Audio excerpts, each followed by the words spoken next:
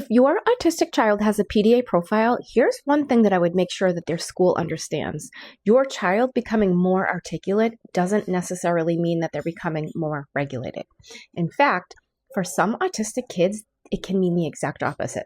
So I was pattern mapping this with a parent recently, and when her child starts becoming overwhelmed at school, he doesn't necessarily look dysregulated.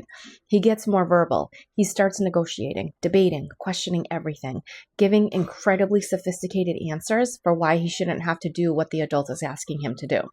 And you can probably imagine what the adult is thinking. If you can stand here and give me a 5-minute argument about why you shouldn't have to do this, you're perfectly capable of doing it. So the adult pushes harder. And then that's where we can completely misread the pattern. Because what if language is still highly accessible while flexibility is dropping? Problem solving is dropping. His ability to shift is dropping. His ability to tolerate the loss of autonomy is dropping. His nervous system is moving from an available state into a strained state. But because he still sounds capable, everybody keeps responding as though he has access to all of his skills. So they do more demands, more explanations, more, you know what's expected of you, until eventually he freezes or shuts down or refuses. And now everybody thinks, there it is, defiance. But I don't want to start at the refusal. I want to go back. What was the demand? What pressure was building? When did his access first begin to change? And what did the adults do next? That's the load access response map.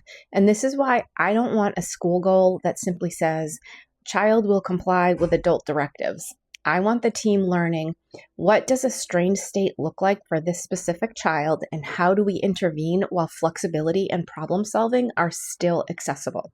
Because with a PDA profile, the goal isn't to let a child do whatever they want. It's understanding when pressure itself is adding nervous system load and figuring out how to preserve access while still moving towards the expectation.